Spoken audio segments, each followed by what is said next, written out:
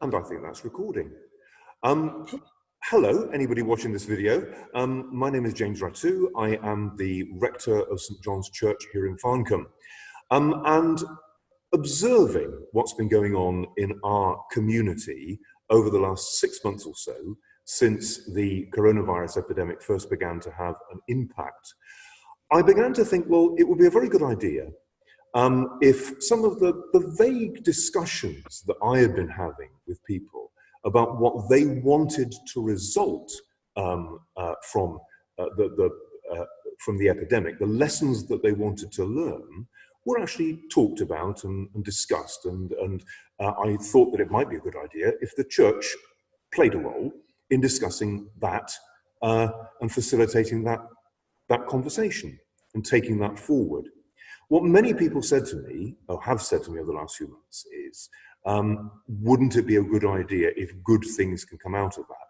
And I've said, well, that is what we would hope would happen, but nothing will happen unless you actually decide it and work it out and talk about it explicitly, because good intentions just will disappear with the pressure of daily life as we eventually get back to normal. So if we're going to learn any lessons at all, we need to think about it and discuss it and talk about it and come to some sort of conclusion.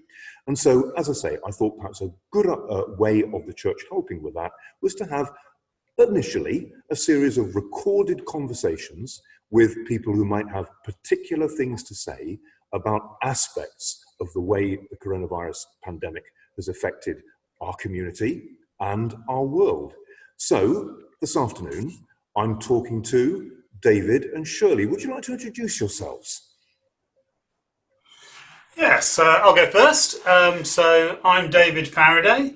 I have a background as a research academic. I was at the University of Surrey for 15 years. I'm a chemical engineer by background. I've conducted research projects into various aspects of environmental work, albeit some time ago now. For the last 15 years or so, though, I've not been in university, I've been external, I've been running my own business with my gorgeous wife here. And in particular, for the context of this conversation, I come to this with three hats on, I guess. I'm a member of the Green Party, I'm a member of Extinction Rebellion, and I'm a concerned citizen. Shirley? Great. So, thank you. For the purpose of today, I run a leadership business in Farncombe, and I'm a Green Party member and councillor for Godalming Town, and also a very concerned citizen, as well as being a member of Extinction Rebellion. Great, thank you very much. Now, as I said to you in our initial discussions, we're not going to be talking about Extinction Rebellion as such, or its aims or policies or approach or anything like that. It's simply the perspective that you bring to this particular issue. So first, I thought I'd ask you, what effect the pandemic has had upon you personally? How have things changed? How have things been affected for yourselves, your businesses, and so forth? Do you want to start with this one? Well, leadership training, all our courses were cancelled. All the courses that I work on were postponed. So I've been on furlough up until really a month ago, and even that was only preparatory work. So I've really only just started working again. So that's been a little bit alarming, although very pleasant, because I have got the most abundant vegetable garden, organically grown. If anyone wants a few extra tomatoes, let me know. So that's one thing. But the plus side, the things that I did enjoy were clean air. So walking around the lake in Farncombe, no contrails in the sky, no traffic on the road, and I just felt my lungs filled with fresh air. I've really missed my community groups and hugs. Our daughter lives in the same house, but we're slightly separated for safety of the virus, because she works in a pub and she's very young and she's probably not going to be affected. So I miss hugging her. So those are the main things. And I have had moments of kind of, what on earth is going on? Who am I? Because my usual structures are not in place. What about you? I mean, similarly, we run our business together. The work I do within our business wasn't quite so effective because I do some work within the university sector, and particularly when the pandemic started, that had to carry on, and it was actually more work really because we had to get our students graduated by the end of the year in tremendously different circumstances. So I had to take to give an example, I had to take a course that is wholly experiential. It's completely about the students doing things and turn it into something you can do online in about 2 weeks' notice. And that was very, very challenging to do. And that's carried through in a couple of other projects that I run. So I haven't been so affected directly in terms of work. It's pretty much carried on for me, albeit different, but a similar amount. On a personal basis, very similar to Shirley. We've lived in our garden virtually for the last 4 months, so that's been lovely. I miss our daughter. She is sort of separated. We're not really quite two separate households, but we are being quite separate at the moment, so that's challenging to deal with. The other thing we do, which is the big thing that we do in the local community, is we run a group called UUKes. We run ukulele activities all over the local area. And of course, although we're trying to do that online, we're not getting together with our fellow musicians and being able to enjoy music and having fun and being together. And so that's been challenging. Thank you. Thinking about the epidemic itself and the environmental aspects of it, the first thing I suppose strikes me is in terms of where we think it's come from. Because it seems to be very likely that, in common with a lot of epidemic diseases over the course of the last century, it has been something which has passed over from some animal species, and we don't know the vector yet, and may well never do, but some animal species towards human beings. And that seems to be a common factor with a whole range of epidemic diseases, as I say, that have struck society over the last 100 years or so. And some scientists say, well, these are increasing with frequency and arguably increasing with intensity and so forth.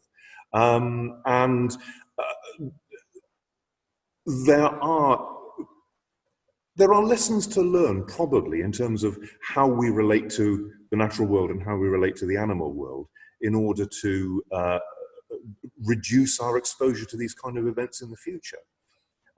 Is this something which has been going around your mind as well? So I'll go with that one first. Yeah. I mean, you're quite right. That's my understanding of of how the disease has become part of the human population. It's come through animal species, and that's not unusual. And so I guess we can say, in one sense, that that's quite often how diseases get into different populations through different animal species and animal vectors.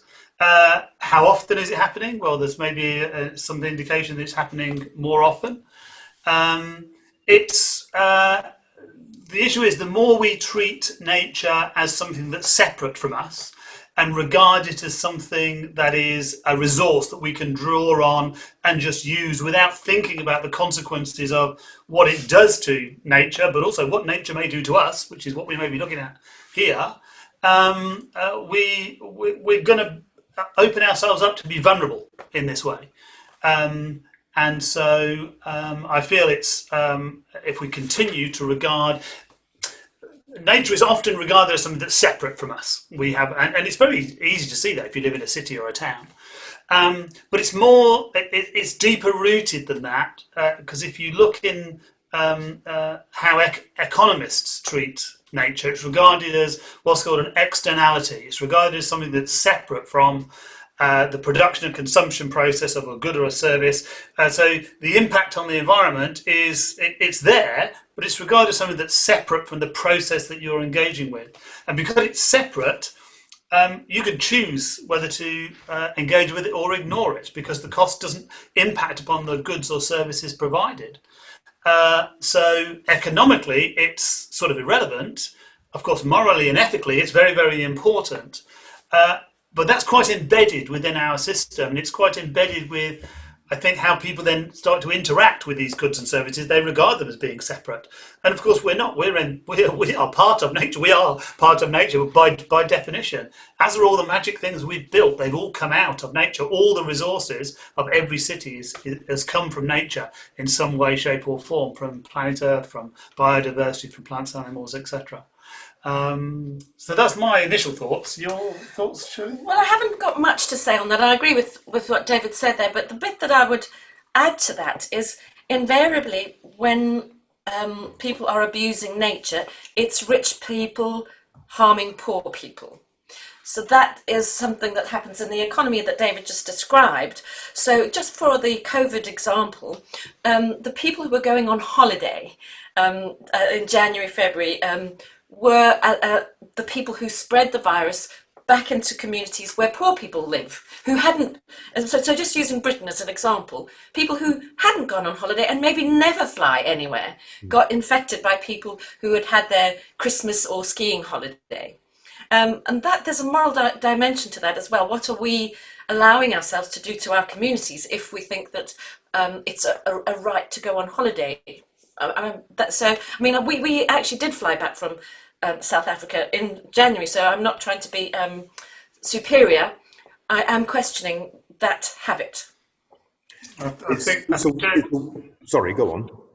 I think Shirley's hit on a key thing there. It's that consciously thinking about those interactions and what we're doing and how we are potentially impacting and how their nature may impact upon us. It's being aware.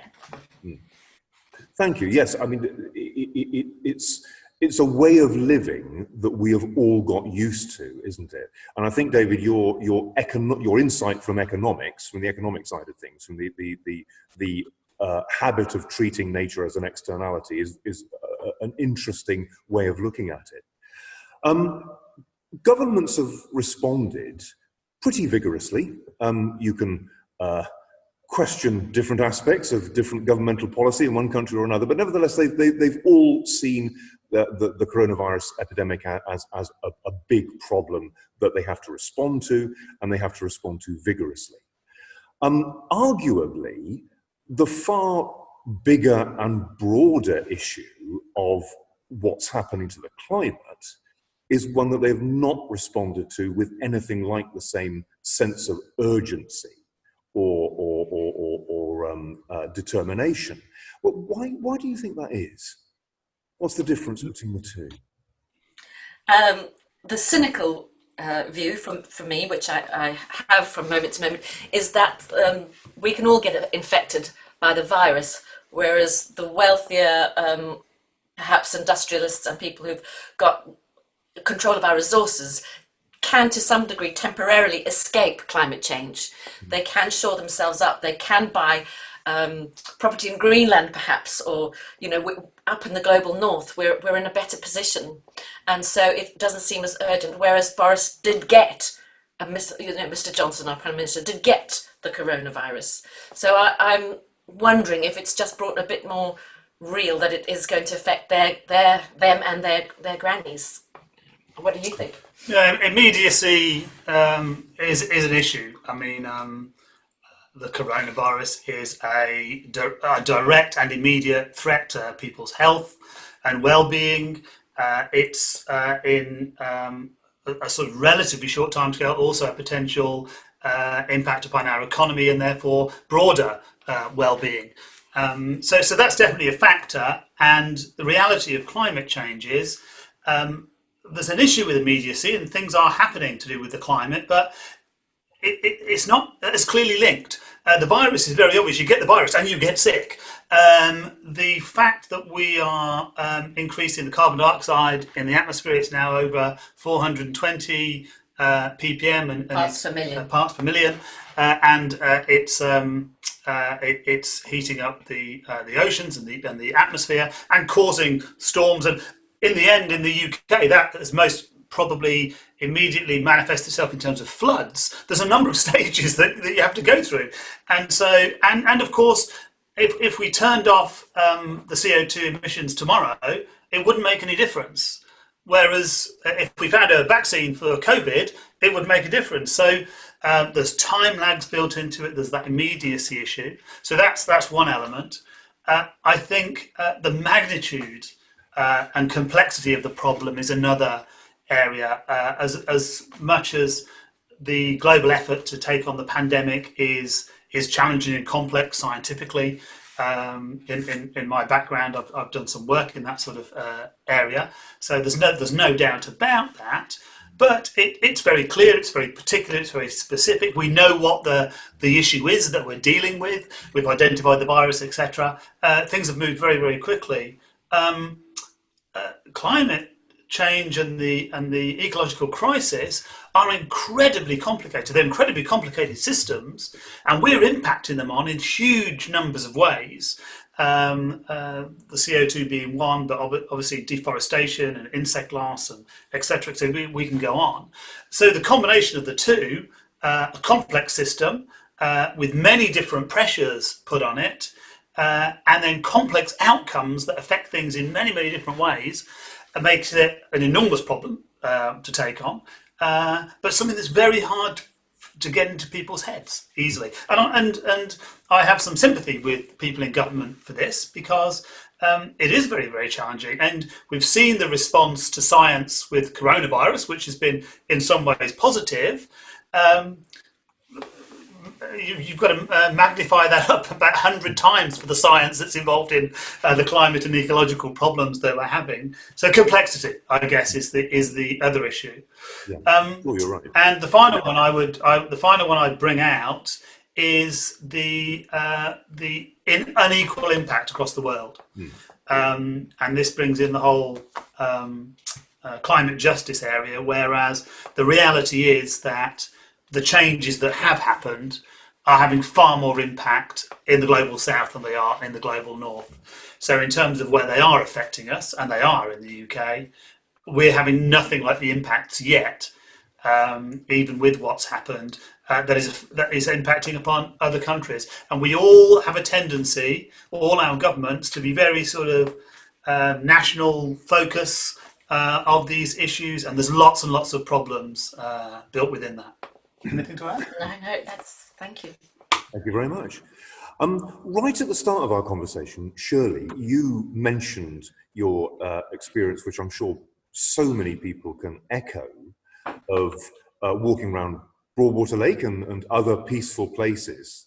And of course, photographs have gone around social media of lovely clean water in the canals in Venice, and people talking about being able to hear the bird song and that kind of thing. I remember one morning, in fact, I think it was the first Sunday morning after the lockdown, I sat saying my prayers, not able to go to church because the church was closed. And I sat in front of my garden window and thought, there's something different. Well, and eventually realised that I could not hear traffic noise from the A3, which usually I can. And there wasn't this usual thrum in the background that I normally get. Of course, it's back there again now. But lots and lots of people have these sort of anecdotal and in some ways sentimental impressions that came from that period of nature recovering, of not being interfered with by human beings, and it was something positive. People liked it. On the other hand, as we come out of the strains of the epidemic, which we will do eventually, there's a great pressure, which does come from government, and it also comes from us as well, to get back to normal, to get things going again. And of course, there are serious aspects to it, isn't it? It's not frivolous by any means. So on the one hand, people have got had a glimpse of something different. On the other hand, there's the pressure to go back to how things were before. Where do you think or hope that the balance might lie between that? Do you see encouragement, or do you find apprehension in that? But that is such a lovely question. I have a hope that we could all be employed doing the things that need to be done, whether that be through government intervention or even through commercial structures. But by saying what we need is renewable energy, and everyone working in the fossil fuel industry could be given a job in that. You don't have to deprive people of a job. We could say, okay, well, right now, getting food on our tables is a priority above all else. So therefore, excuse me, some call bullshit jobs, Oh, good heavens. that we do, rubbish jobs that don't add significantly to our well-being, could be depleted and pushed on the agenda. The important jobs, the caring jobs, the looking after, the nurturing of our natural world could be prioritised in our society. And it would need some kind of Green New Deal. But look what wonders the New Deal did in America when those investments in public goods were done, and they gave jobs to so many people, and those jobs paid taxes in return and created more jobs. So it creates a virtuous cycle. But I think there's a little bit of resetting of what is really important to our society. What do we want to pay for? Because right now we're paying to destroy it, and that seems crazy. Some of us are going to work tomorrow to do harm to the planet. That seems mad. What do you think? I'll answer this with a note of caution, a note of hope, I think. And I'll use a car analogy, which is at the moment we're hurtling towards the cliff. And what happened in the coronavirus is we very gently pressed the brake. We didn't stop polluting, we were just polluting a little bit less. There was still CO2 going into the atmosphere plenty of time, there was still air pollution going into the air, but because it was a little bit less, a little bit slower, we noticed the difference, we noticed the change. And so I don't think in any way we can fool ourselves that what happened in the coronavirus was in any way close to the solution. What it was an indication that things can change a little bit, and I think where the hope comes in, I think it reflects how quickly and how powerful nature is in readjusting and bringing things back. There's a fantastic film Shirley and I watched this weekend. It came out of our Unitarian service that we go to, which is called, I think it's called The Biggest Little Farm. It's brilliant. It shows how this couple took this piece of land in California, which was virtually a desert, and in 10 years transformed it into this most amazingly organic farm. It's really worth seeing. But what it highlighted was how quickly nature can change and adapt.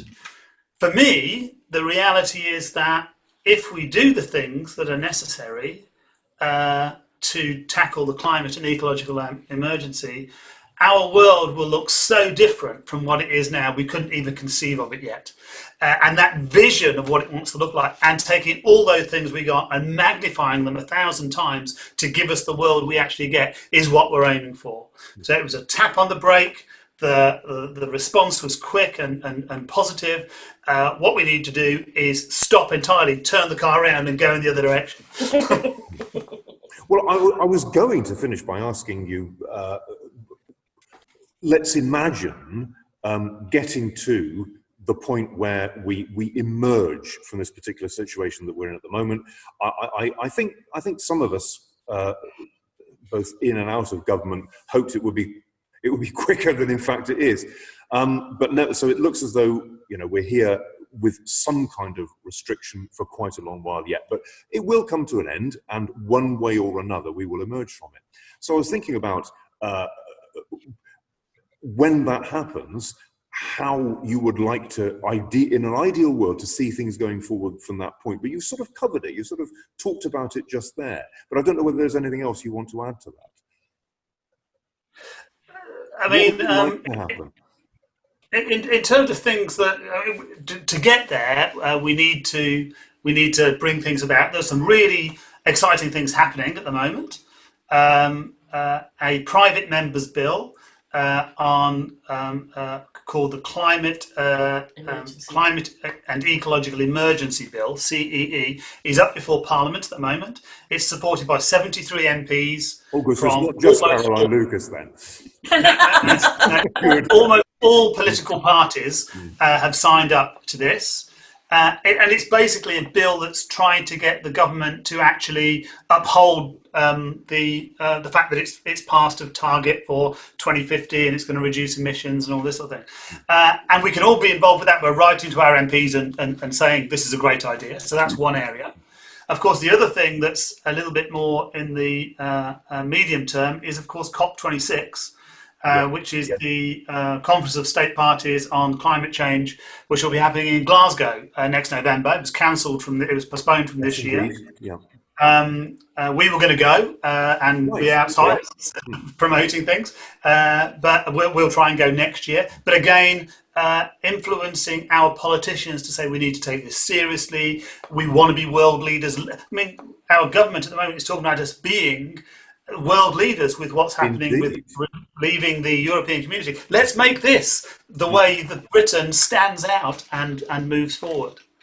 So there are things, and then of course, as always with everything, although individual actions and things that we do will not make they won't solve the problem, and not enough of us will do it. But everything you do as an individual action with respect to climate change exerts influence on our community, on our government, and people around us. And it says things such as, we want to do this, we want to make a change. So that's not the solution, but it's a big influencer of things that are going on. Shirley? I'll keep it brief. I sort of have a local imagination, so I imagine that there are no more cars on our road. We live in a cul-de-sac, and that the whole of the little road and the roundabout at the bottom of the road are put to bee-friendly plants or a community garden where we grow food, and that is repeated all over the country. So Britain becomes this magnificent garden which provides our food and a beautiful ecosystem for the future. But that means we have to let go of that lovely little car. Yes, I must say, I strive to use the car as little as I can. So over the last year or so, I've been cycling, most of the time, cycling to do my weekly shop at the supermarket, and sometimes I really don't want to do that. It's going up and down the hills which is the killer, really. But nevertheless, do my best. Well done. David and Shirley, thank you very much for that conversation. As I say, the first of what I hope will be a series of conversations with various people round about the community of Farncombe who have particular things to say about the impact of the coronavirus epidemic on our community and on our world, and where things might go for the future. So once again, thank you very much for your time, and thank you very much for watching. Well, thank you, and we'd love to hear everybody else. Excellent. Hopefully you will. Thank you.